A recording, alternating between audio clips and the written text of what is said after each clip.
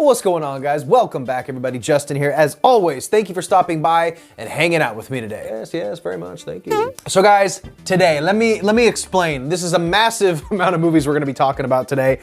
Every month I say the same thing. I say, Justin, you're gonna do your monthly wrap-up video and you're gonna get it done, god damn it. But I never do. So I usually end up doing a wrap-up for a couple months. In this case, it's gonna be 3 months. Everything that I watched in February, March, and April. But don't be scared. There's just so much to keep track of, whether it's streaming or theatrical. It's a lot to look out for. So hopefully these videos help you sift through all the nonsense, give you some good recommendations, steer you away from some movies or TV shows. This is just an opportunity for us to hang out, talk about movies. Drop your comments down below. Let me know what you think I should watch. I'm always looking for recommendations. So drop your comments down below. Support the video by liking, commenting, all that good stuff. If you enjoy the video, watch the whole video. You know, if I don't sell you, if you're not sold on Movie Watch Daily, don't like the video. I don't care.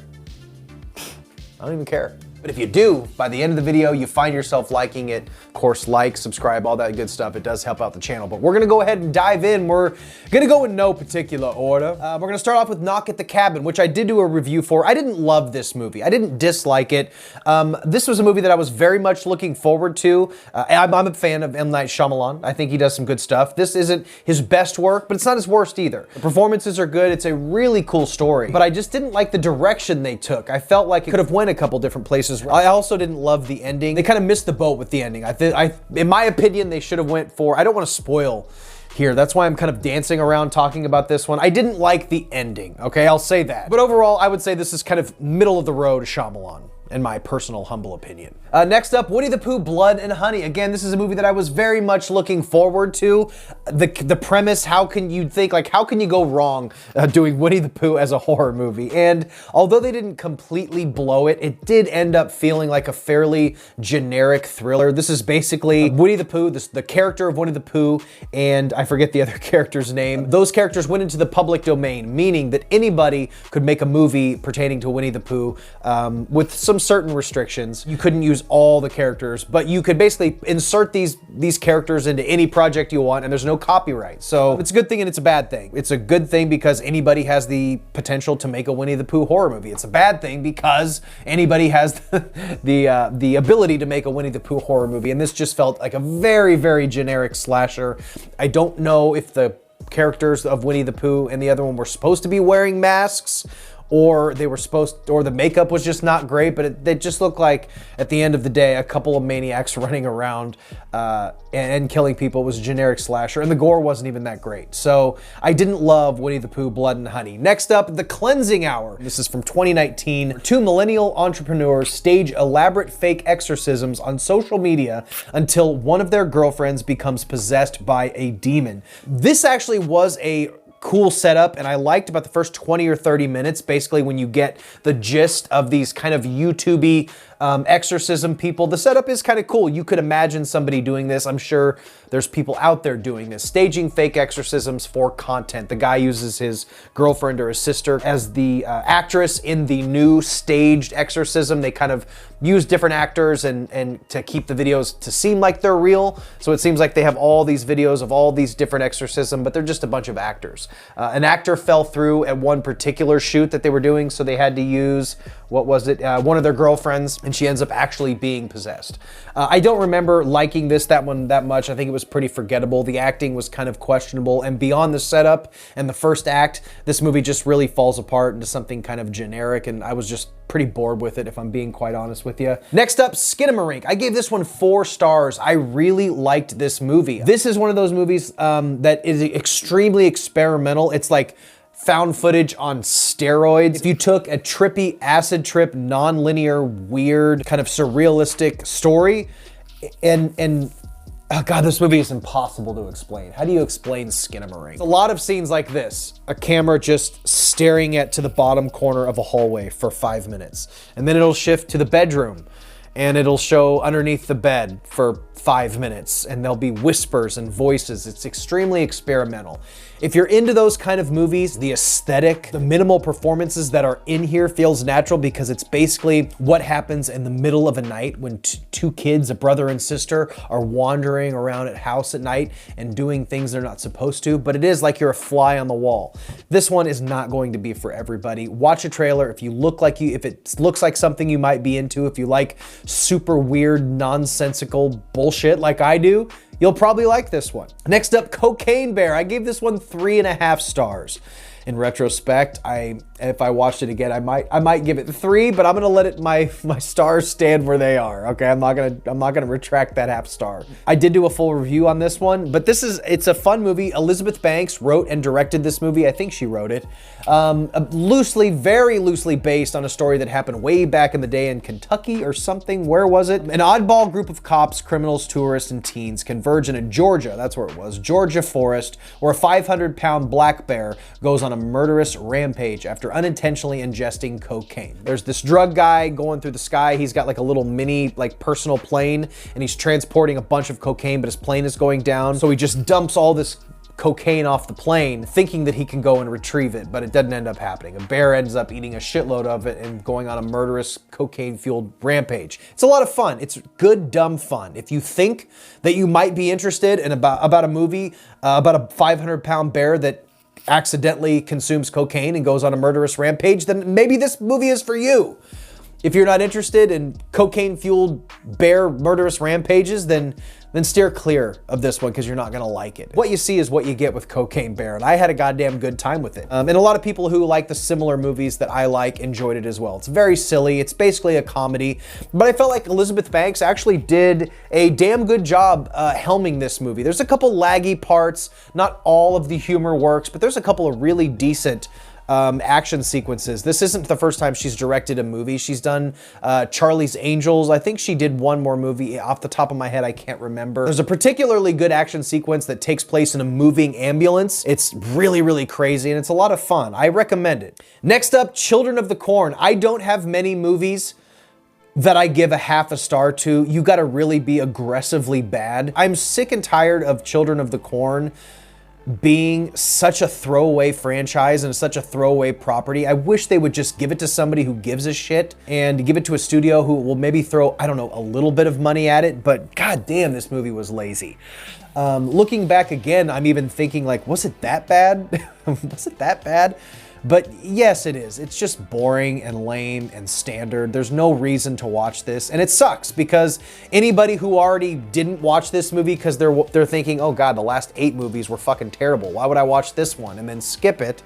And then it comes out, and again, it's another forgettable entry in this franchise. It is frustrating. So I don't think I'm going to make time to watch another Children of the Corn movie. I've just been burned. We've all been burned too many times. So stay away from Children of the Corn 2020. Vocalize your thoughts on this franchise with your wallet by not paying to stream it, not paying to watch it.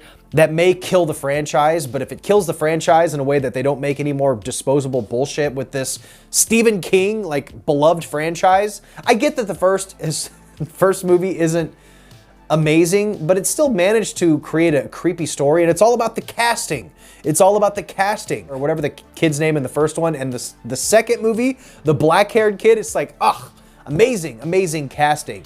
And that's what kind of saved these movies. There's nothing like that for Children of the Corn 2022. I probably lost my train of thought there and went on 5 tangents, but I don't care. I need you guys to not watch Children of the Corn 2020. Don't fucking watch it. Next up, Problem Child. The first one. I didn't watch the second one. I thought I did watch the second one. I guess I didn't. Problem Child. My other podcast, The Rad Pack, we talk about all these fun movies. If you're interested in Encino Man and Problem Child and Just One of the Guys and Teen Wolf, if you're into that type of shit, you're gonna love The Rad Pack. Check out our podcast. I'll link it down below. We dedicated a full episode to Problem Child, and I revisited it again for the first time in years and years and years. What a fun movie. This is from 1981. Holy shit, that was oh, it's 81 minutes. Okay, 1990. I was like, Jesus Christ, I'm not that old, am I? Ben Healy and his social climbing wife, Flo, adopt a fun-loving 7-year-old boy, Junior. But they soon discover he's a little monster, and he turns a camping trip, a birthday party, and even a gosh darn baseball game into comedic nightmare. This movie is a classic. If you're into super silly, absurd kids movies from the 90s, they don't make kids movies like they did in the they don't make kids movies like they used to. As an adult, you can watch a lot of kids movies from the 80s and 90s and see that it would probably be rated PG-13, possibly even R, because there's so much like offensive content, at least by today's standards, really gnarly, inappropriate jokes, inappropriate humor. There's a lot of wild stuff in this movie. So if it's been years and years since you've watched this movie and you're an adult now, it still holds up. In the podcast, we talk about that. It still holds up as just a fun comedy. And if you've never seen it, I would say still watch it because it is so ridiculous and gnarly, even from 1990, that it probably shouldn't have been marketed to kids. But us kids ate it up because it was inappropriate. Movies like Problem Child, Little Monsters, Return to Oz, they just don't make movies for kids like they did back in the day now. They're all like super sanitized and safe. Next up, Scream 6. I did do a full review on Scream 6. I loved it. I thought it was great. A massive step up from Scream 5. My Scream 5 review is coming up very soon, but a massive step up from Scream 5, which I thought was fairly bland. Scream 6 did more character work. They really beefed up our main characters. The performances were better all around. And even the side characters, who I generally didn't care for in the last one, I actually dug. I'd like to see a lot of these characters stay around. I didn't love the killer reveal. That's usually the make it or break it, I think, for a lot of Scream fans. Either you love the reveal or you don't love the reveal. This one I was kind of right in the middle with. There's some that I disliked more, like Scream 4 I really didn't care for. Scream 3, although I love it, is a little wonky on their killer reveal, but great violence. People would, speaking of the violence, people are kind of immortal in this movie, which is really wild. That was one of the only other complaints that I do have about it is, Jesus Christ, people must be wearing like Kevlar armor under their clothes, because you can get stabbed 50 times in this movie and still jog away off to brunch, you know, after you've been stabbed. But great entry in the in the franchise. I really liked Scream 6. A good change of scenery. Samara Weaving makes an appearance. Talk, goddammit. Overall, it's just a fun movie. If you don't like Scream 6, then you probably kicked a puppy once. That's the type of person you are. I'm just kidding. I love all my people out there. Next up, 2001 Space Odyssey. I am a huge I'm trying to throw my arm back here. That looks awkward though. I'm gonna commit to it though. 2001, no, that's uncomfortable. I'm not gonna do that. 2001 A Space Odyssey, as I was saying before I interrupted myself. I am a unbelievably huge fan of Stanley Kubrick. The Shining is my favorite horror film of all time. Eyes Wide Shut is fantastic. Full Metal Jacket. I mean, just the list goes on. He's an amazing director. I thought I was going to love this movie a little bit more than I did. I liked the movie a lot. I gave it 3 stars. I think I was building this up for this movie to blow my mind as much as his later stuff did. This is made in 1968, so filmmaking styles of the 60s and the 70s, that's a whole era of film that is not something that I've touched on a whole lot. So maybe it was just taking in a movie that was a little older than I'm used to. Maybe it was because I always build up movies like this in my head and I think they're gonna blow my mind. And there is many mind-blowing scenes in this movie, but from a story narrative and like a 3 sort of act structure, the story is a little lacking. I guess I feel like the suspense wasn't built slowly enough. It's just like before you know it, you kind of already know what's gonna happen and then the ending's just there. I don't know if I'm making any sense. I just feel like the script wasn't as strong and the suspense didn't slowly build to that kind of powder keg that I was hoping it was going to. It's more of a meditation, more of a chill movie. I need to rewatch it. So right now, I'm gonna keep with my 3 stars.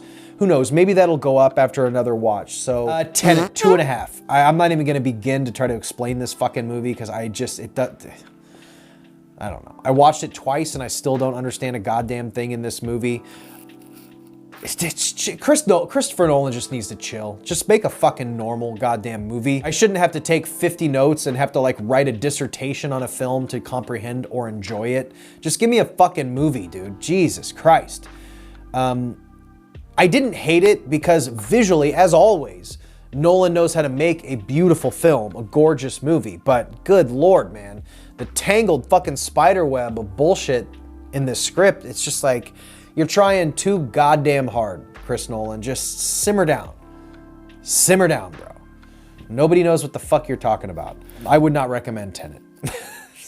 Okay, so now we've moved our way into April, and to try to kind of streamline this a little bit, this past month, if you've been watching the channel, you guys know that I went to Panic Fest. It's a local film fest in Kansas City. You guys are probably sick of hearing me talk about it, but it was awesome. I met my my Rad Pack co-host in person for the first time, which was amazing. Mel from My Killer Podcast, Garrett from Born to Be Rad, they came here, and we went to there. We went to Screenland, and we saw so many movies that haven't even come out yet. There's one that I know is out that has been released since the film fest, but for the most part, every movie that I'm getting ready to talk about will be coming out later this year, early next year. So we got to see all these early, which was super, super cool. We're gonna start this off. I actually did do a standalone video for these 4 movies. So I'll briefly talk about them here, but if you want to know a little bit more, go watch that video. And that's for Laced, Brightwood, The Once and Future Smash, and Beaten to Death. These I all watched on the online portion. I had a hybrid pass, so the movies that I couldn't catch in person in the theater, it was cool. You were able to watch them at home and stream them. So that's what I did for all 4 of these, the first of which being Laced. This movie is awesome. I gave this movie 4 stars. You guys have to watch your calendar for this. Be looking out for this one. It's called Laced. It's about a girl who, a woman who is, she has plans to kill her husband. So she has the poison ready. She's getting ready to kill her husband. This is all in the plot description. I'm no spoilers through here. But as she tries to kill her husband, things keep going wrong. It's like a comedy of errors. People show up. She gets phone calls. All this type of crazy shit. The suspense is nuts. And it's so, so good. I highly, highly, highly recommend Laced. It's awesome. The next of which I watched on streaming is The Once and Future Smash. Okay, this movie, I'll tell you what. The director and writer here made a really cool documentary, but it's gonna be for a very niche audience. I didn't rate this high because first of all, it's fucking impossible to explain.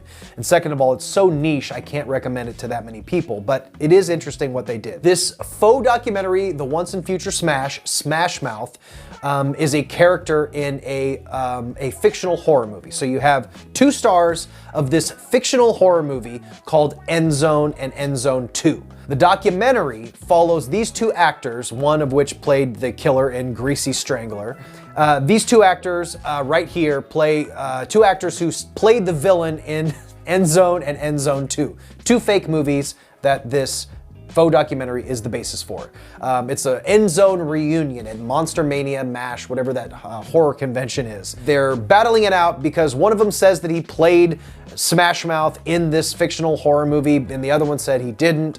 So they're kind of like at odds with each other, and the documentary follows these 2 throughout this convention as they butt heads and try to, prove that they were in this movie called End Zone and End Zone 2. It's 2 movies. But to keep this illusion, to keep this idea that this documentary is actually real and make it feel authentic, the writers and directors of Once and Future Smash made Wikipedia page for End Zone and End Zone 2 as if they actually existed. They made IMDb pages for End Zone and End Zone 2, and they actually filmed End Zone 2. So it's not a real movie, but they actually made a whole movie as the basis for this faux documentary, and that was just way too much explanation for the 4 people that are gonna see this movie. But they did work very, very hard on it. This was a big project and they succeeded. I gave it 2.5 stars because it's so niche.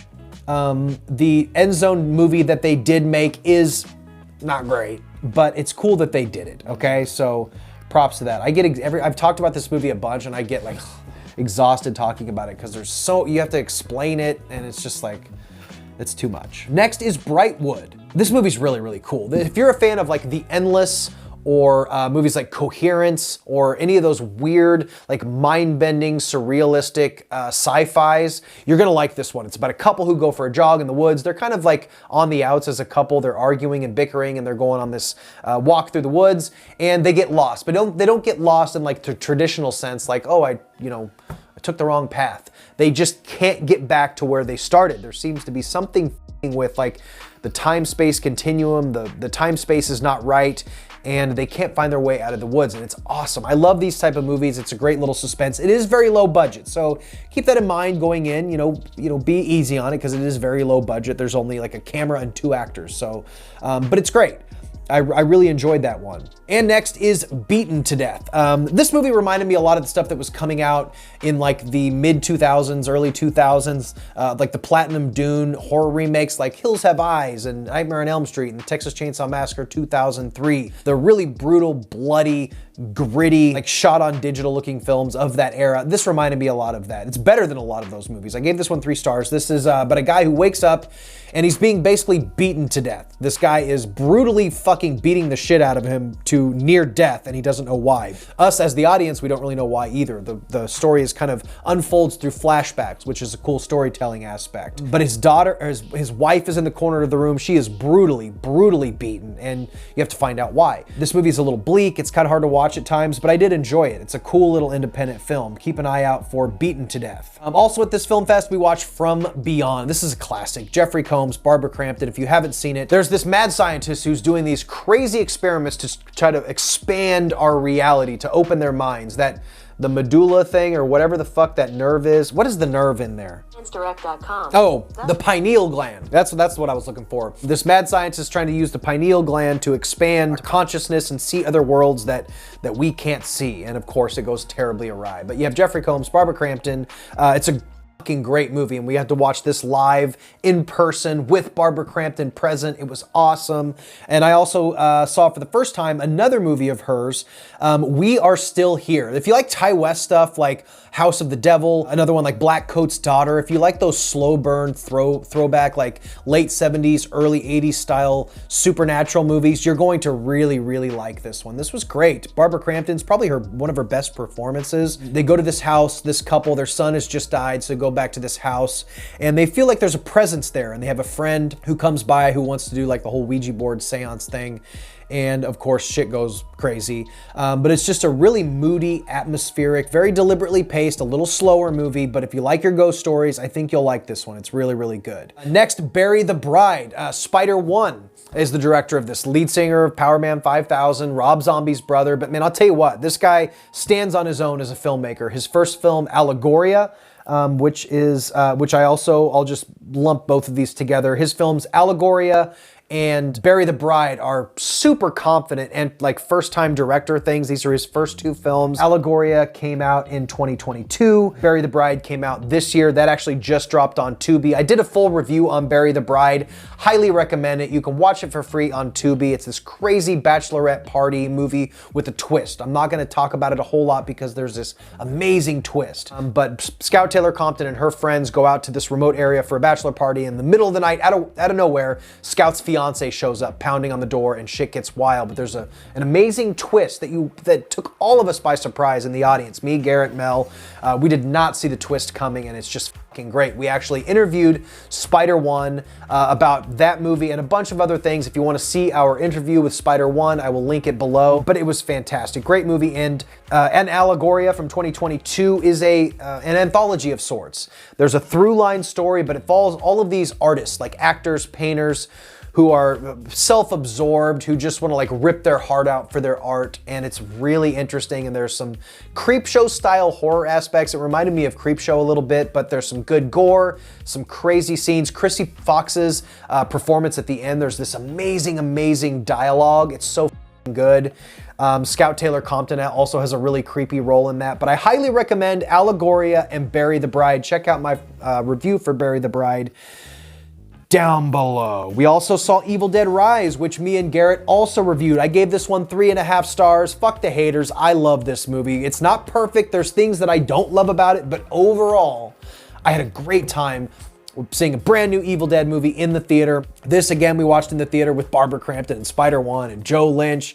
It was an amazing, amazing experience. There's fantastic gore. There is some CGI with the gore that I don't love, but for the most part, it felt very practical. The performances are all great.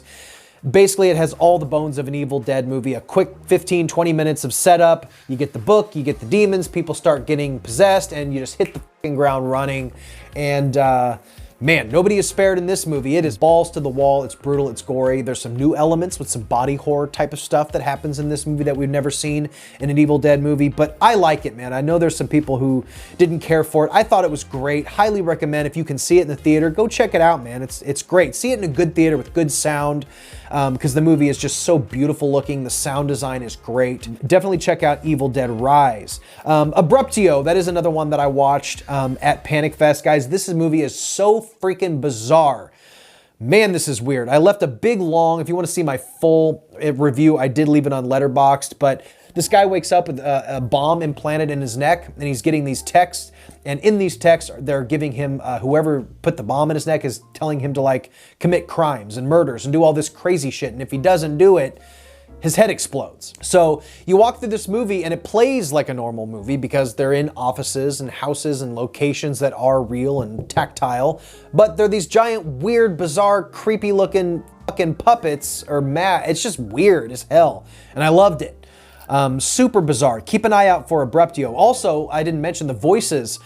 Jordan Peele, Robert Englund, Sid Haig before he passed away. All these big time actors voice these puppet characters, and it's just fucking bizarre, man. Next up, Walking Against the Rain. This was the very first movie that Mel Garrett and I watched when we sat down for our first movie at Panic Fest, and we all didn't love it. It was a pretty slow start. It's about these people that are surviving in this apocalyptic wasteland, but it ends up being not much of a wasteland. It ends up being two people talking on a walkie-talkie. There's like 2 scenes of a monster, but a lot of it is very slow and really melodramatic, a lot of crying, and it's just like, ugh. I wouldn't recommend Walking Against the Rain. If you like slow, boring movies, I mean that, you know, half ironically, maybe you'll like this one. If you need a movie that you just want to like put on and just to like stare at your phone and while like being high as balls off edibles or something, there's worse movies to spend your time on, but I actively don't recommend this movie. Just saying. I'm always afraid to be mean about movies unless they really piss me off, and then I'll just rip them a new asshole. But these small, independent, super low budget films, they're kind of hard to slam too hard. The director was present at this screening. So, you know, he was a really nice guy. He gave a Q&A. I just didn't love the movie. What are you gonna say? Next up, Beau is Afraid. Now, I'm gonna keep this brief here because I've made 2 videos about this. I've made about 40 minutes of content about Beau is Afraid. Me and Jason from Acquired Takes, we talked about this, and then I was still thinking about this movie so much a few days later that I went in and I made a spoiler review, more of a discussion really, just kind of talking about this movie. It affects you. Even if you don't like it, I guarantee this movie sticks with you and you've never seen anything like it. I'm still processing Beau is Afraid. I'm still processing it. It's not a movie that you could say, oh, I loved it. It was fucking, this movie was so cool, because it's just a lot of movie. A lot of people are going to not know what to think about it because it is so bizarre. If you want to hear my super in-depth thoughts, if you haven't seen it, watch our Acquired Takes episode. If you have seen it, come over to Spoiler Town and with this video, and we can talk about it. At the end of the day, I'm looking at 3 stars, and I want to say, like, did I love it? Fuck, I'm still processing Beau is Afraid. Just watch it. Just watch it. I recommend it. Next up, Renfield, 2.5 stars. I didn't love this movie. I thought this vampire movie starring Nicolas Cage was going to be the best thing since sliced bread, and his performance as Dracula is that. It's amazing, but he's not the focus of the movie. This is Renfield's movie, as the title suggests, his henchman, who procures all of his bodies and victims and all this shit. He's been doing it for hundreds of years, and he's found himself to realize that he's in an abusive relationship with Dracula, and he has this awakening and he wants to escape from him. He doesn't want to do Dracula's bidding anymore. So there's a lot of that. That's basically what the movie's about. It's not so much about Dracula, but it's about Renfield's bad relationship with Dracula. I did a whole review on it. It's right down the middle. I would say if you like Nick Cage, maybe you'll like this. If you hate Nick Cage, he's not in it that much. So if you're a Nicholas Hoult fan, he is good in the movie.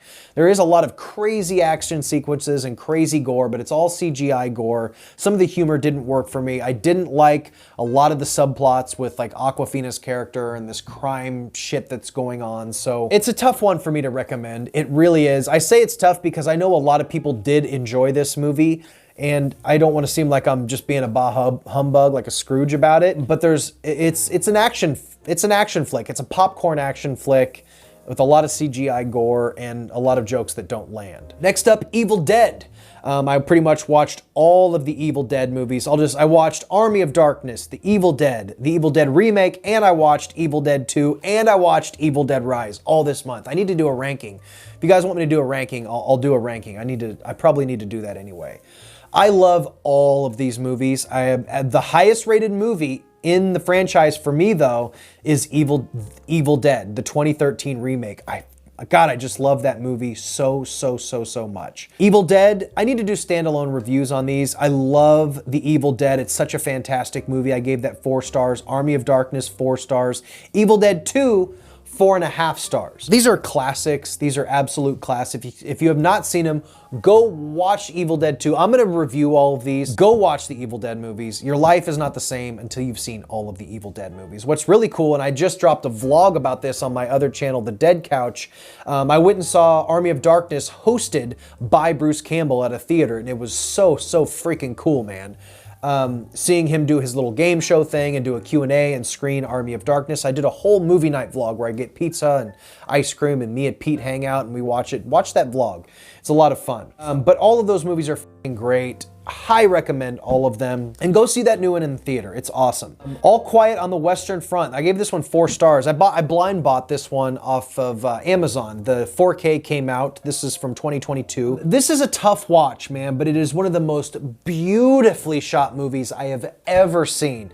It takes place during World War I. It follows a couple of very young, like kids, basically, 17, 18-year-old kids who enlist in the German army because they want to be super tough guys. And then once they are faced with the brutal reality of war and friends start dying and all this shit, it's just a brutal depiction of war, man. And it is, god damn it, man, it's a tough watch. It's not something that I'll just pull out and watch for fun every Saturday, but if you are into war movies, this is one of the best war movies I have ever seen. It's one of the most beautifully shot war movies I've ever seen. I like this more than 1917. 1917 was good, but it lacked in plot and it lacked in suspense at a lot of times. There's a couple cool scenes in 1917 that, like basement, that dark basement scene is amazing. And the novelty of a single shot, kind of a faked one-shot thing is awesome, but All Quiet on the Western Front is where it's at. If you're looking for a new war movie, this is easily one of the best. It's got to be one of the best war movies ever made. It's just amazing. I haven't seen the older iterations because I know this book is super old and they've done a bunch of these, 2 or 3 of these All Quiet on the Western Front movies. So I can't speak to those, but I will say All Quiet on the Western Front 2022 is f***ing amazing. Watch it immediately. And are we done yet? Jesus Christ, are we done? And finally, did I get everything? I did. Finally, I watched Almost Famous. This is did I give this one 5 stars? Almost Famous 4 stars. This movie made me really sad watching it. It just made me so nostalgic that I was like, I had this kind of that melancholy nostalgia watching it because it just made me think of when I was younger and coming of age. It was written and directed by Cameron Crowe. Everybody knows Cameron Crowe. He knows how to make a really saccharine, like heart-wrenching, kind of sappy movie really work and make it great. But it tells his story of when he was like 15 or 16, duping Rolling Stone into hiring him as a writer. And he got all these crazy opportunities to like tour with these big bands, Deep Purple, Led Zeppelin. Like he was on the plane, on the bus with these bands, writing stories for Rolling Stone, and it's basically his story. William is the character in the movie. William, played by Patrick Fugit. His sister, played by Zooey Deschanel. They have a super overbearing mother, Frances McDormand, and he kind of leaves the coop to go, after he gets this opportunity, kind of sort of through his mentor, Philip Seymour Hoffman, who is this famous rock writer.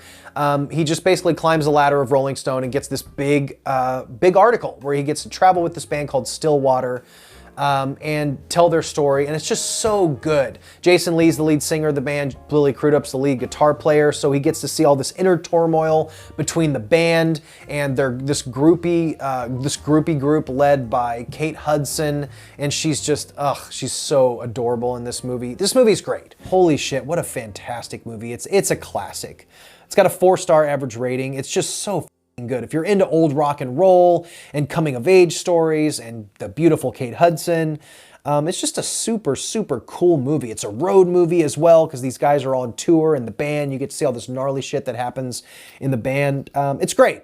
I highly recommend seeing Almost Famous. And that is it. Good Lord, I feel exhausted after that. That is everything I watched in February, March, and April. Another massive, massive recap. So I hope you enjoy these very scatterbrained, frantic videos, but I'm always going to do them. They don't even do very well. I don't even know why I continue to do them. They're some of my lowest performing videos on the channel, but I like doing them. I've done them since I started the channel, and I'm going to continue to do them. So if you like this content, like, subscribe, check out my other channel, The Dead Couch. It's my collecting and retro channel. Check out my other channel, The Rad Pack Podcast, which we have tons of new stuff coming out. And this one, Movie Watch Daily, movie news, reviews, all that type of good shit. So I'm exhausted. I'm going to take an edible and relax, guys. I love you very much. Thank you. I think we're done here. Stay weird. Remember to always be yourself, and I will see you in the next one.